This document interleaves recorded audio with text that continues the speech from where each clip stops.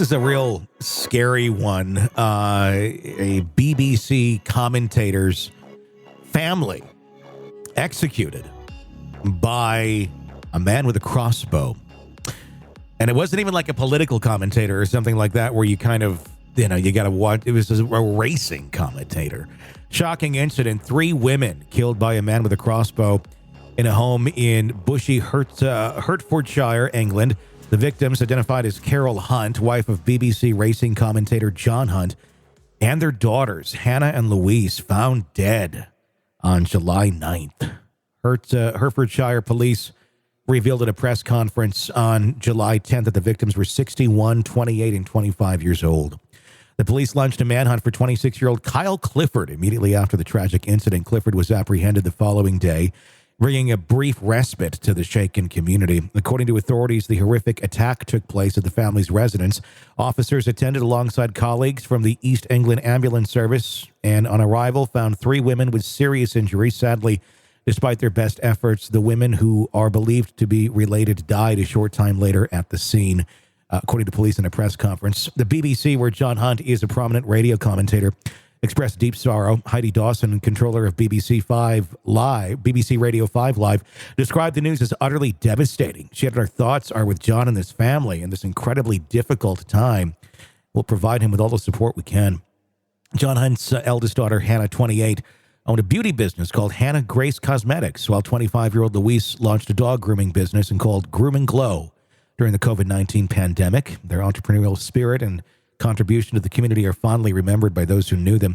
Chief Superintendent John Simpson addressed the media, stating that the police believe the attack was a targeted incident. He mentioned that along with a crossbow, other weapons might have been used. The manhunt also involved armed police officers and specialist search teams responding at pace in the wake of what had been a horrific incident, Simpson said. The Ministry of Defense confirmed that Clifford had briefly served in the armed forces, adding another layer of complexity. The neighbor recounted the chaos of the night, describing the heavy police and ambulance presence, saying, quote, "There was a lot of activity from the police and ambulance last night. There were over a dozen cars. There was an ambulance. The road was closed past midnight. There's no access onto the road," said the 50-year-old resident. Quote, "It's a decent neighborhood. It's mostly retired people and professionals living here." The incident obviously leaving the community shaken and mourning. The investigation continuing on. The focus remains on understanding the motive behind the brutal attack and bringing justice to these victims. That's, God. Ugh. I can't imagine just some madman goes in and takes out that's your life, your wife and your kids, and just all of a sudden gone because of one crazy fucking human being. That would be like where I'd sneak the gun into the court and just kill him in court. Yeah. What have you got to lose at this point? He's already lost everything. He's got one surviving daughter. He's lost his partner. He's lost his kids. And again, a racing commentator. Did he piss somebody off by talking about smack about one of the drivers? I mean, what would provoke somebody to do this? The only thing that before we started recording, saw that John Hunt was a former police officer. So did he do something when he was in law enforcement that irritated this man and he's held this grudge for this long? Or was it just, fuck it, I'm going to go after somebody? I don't know. I mean, and you got to consider, it could have nothing to do with him as well. I mean, we look at him because he's the celebrity in this situation, but I mean, it could have been a bad, I'm just completely speculating here. A relationship that went bad, maybe with one of the girls and a horrible boyfriend or something like that. I don't know. I have no idea. But, it could have been something within the confines of those 4 people. Something likely happened that made this person go into a horrible, horrible thing. Or there are just crazy people that just go nuts and do crazy fucking shit, too. Well, and a crossbow, we hear a lot, especially in our country, the United States, we hear a lot about gun violence. Yeah. This is a whole different animal, a crossbow. If you're not familiar with it, it's a very powerful instrument. And it takes a bit of precision. You kind of need to know what you're doing with a crossbow. A gun, you can be a little more, I don't want to say random and unskilled, but you can accomplish quite a bit with like an AR-15 versus a handgun. But a crossbow, especially, I guess, at close range, you don't need that much talent, but wow, you're not just going to cut somebody with this or stab them. This is going to be death. If a crossbow enters somebody's chest, they're done. Yeah. Think Daryl on The Walking Dead. That's what we're talking about. Yeah. Not good. Not good. There, years ago, this was back in Wausau, initially. We had I think it was a part-timer or an intern or something. And he was always off. I forgot what this guy's name was. I assume I knew him. Yeah, I think you did. I couldn't tell you what his name is even off the air because I don't remember. He was odd. He was very odd and off. That doesn't narrow it down, Tony. I know it doesn't narrow it down at all. I want to say he was probably like 18, 19, 20-ish, somewhere around there. Kind of like the type of kid that, still living in mom's basement. And this isn't the one with the 50 snakes who threatened to kill our morning guy, was it? 50s. Are you talking about Crazy Joe DeVola? No, it was some other guy. Maybe you weren't there. Oh, the stories. We really have to start the behind the scenes of radio podcast because the stories we have. Well, do you remember Crazy Joe DeVola? And the name it was taken off of Seinfeld, but that's what his on-air name was. And even like his car, we got it lettered and it said Crazy Joe DeVola on the side, and he did overnights for a couple of months. And then he threatened to kill someone you were dating back then. Well, I could understand that, though. I could understand that, too. But like the police came in and sat down with him, and it turned out, and they never pressed charges or anything. And he's just like, look, it was an offhanded comment. I shouldn't have said it. I would never do that, blah, blah, blah. And then we never saw him again. But we had a lot of weird people. But this was not him. I don't know anything about the 50 Snakes guy. I don't know if you remember this story, though, but this guy shot his brother in the ass with a crossbow. Oh, God. And it was kind of like making news. And we had to fire him because it's like, we're in the fucking public. You can't be here anymore if you're doing shit like that. Oh, my God. And he thought it was very unfair that we fired him. And I was there to do the firing because I think we were interim between like bosses. So I was like the interim boss at that moment. We were always between bosses. Yeah. And fired the kid and, never really heard from him again until I was in another city. I was in Oshkosh, Wisconsin, doing nights on a country radio station that was located pretty much in the middle of a cornfield. There's nobody around. It's just, here's the station and corn. And all of a sudden, it's like, 8 or 9 o'clock at night. I'm the only one in this building. All of a sudden, there's a banging at the door outside. And this is about a year or so after all this, he got fired. And I'm like, what the fuck? And I go out there. It's him.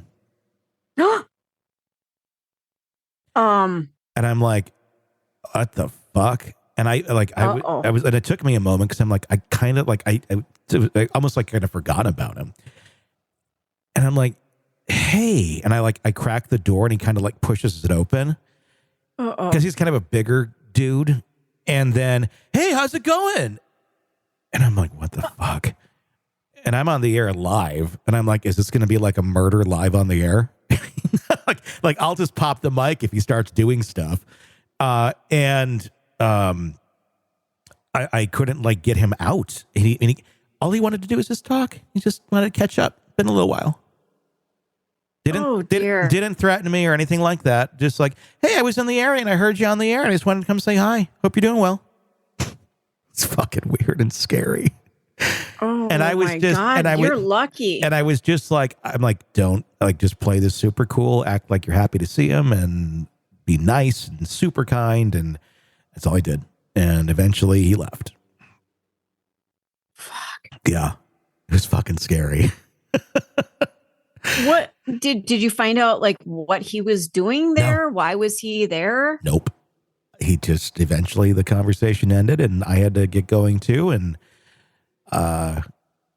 And then he's like, okay, well, see you later. Never saw him again. Never heard from him again. Oh, that's really frightening. That was fucking scary. Whew. Well, my interesting little tidbit about crossbows has nothing to do with that. But one thing that's really unique about crossbow hunting is here in Wisconsin, where I am, if you are visually impaired, you can still go hunting with a crossbow. And that's legal. Not just visually impaired, blind. Yeah. Which, I don't want to make it sound like I've got a problem with people who are visually impaired or handicapped. I don't, but I have a problem with people who are visually impaired or blind shooting crossbows. I have a problem with that. I'm struggling to find why that would be the one activity that they need to do. What are you getting out of it? Yeah, well, yeah, you're not seeing the kill, so you're not getting that feeling of precision strike. I'm trying to figure it out, and I'm somebody that's gone. I have a bow. It's not a crossbow. It's a I forget the name of it. It's a bow and arrow. Well, yeah, basically, but those have a real name. But and I got pretty good at it. The guy that Crazy Joe threatened to kill is the one who taught me how to shoot a bow and arrow. Got really good at it. Haven't shot in a while, but I just could never shoot an animal with it because if you're not good enough to hit them and kill them right away, they're going to suffer. Yeah. And I can't get into that. So I don't know. But it's an interesting way to hunt. I don't know. Why? I'm not sure. It should never be something in a sentence. Blind people hunting. That just it's so fucking absurd. And why would you ever? There's just some things you can't do, and that's one of them. Like, look, everybody's got stuff. I've nothing against anyone who's blind or visually impaired. I don't like. Yeah, do as much as you can, but I'm sorry, hunting's not one of them. It feels weird. It's because somebody else is helping you aim. So aren't they doing the hunting? Well, you're talking about a high-powered piece of equipment that can kill. Yeah. We don't let blind people drive just so they can have the enjoyment of it. There are stories of Stevie Wonder driving, but that's a whole different. You should look it up. They're legendary stories. Oh my God. Look it up. Oh my, I didn't even know that. Not kidding. But there's just things we have to as a society accept. Okay, if you have this disability, you can't do it. It's not safe. It's not safe for you. It's not safe for anybody else. And that's it. It's not discriminatory. It's not, we're going to punish you for being, it's just fucking common sense. I would think so, but the state of Wisconsin feels otherwise. There must have been enough visually impaired or blind people who felt that they wanted to hunt. And maybe because Wisconsin is so focused on hunting, like kids are taken out of school for a week in November to go deer hunt. This is such a big deal that maybe there was the need to include everybody, especially those who were disabled. We need to stop having to include everybody in everything. Some things people just can't do.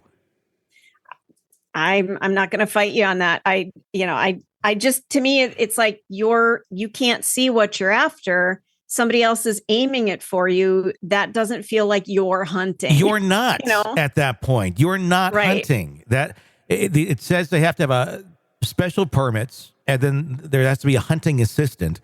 And they're required to be accompanied by a sighted hunting assistant. The assistant's role is to help the blind hunter by identifying the target and ensuring the shot is safe and ethical. Someone else is aiming it. You're getting the joy of pulling the trigger on the crossbow? It's different. It's really different. And we're talking about taking the life of something, too. Yeah. I can see okay, it may be a range or something. And if you want to do that with an assistant, again, I still don't really get what you're getting out of it because someone else is aiming the weapon for you. And you're literally just kind of okay, press the button, Yep. That's fucked up.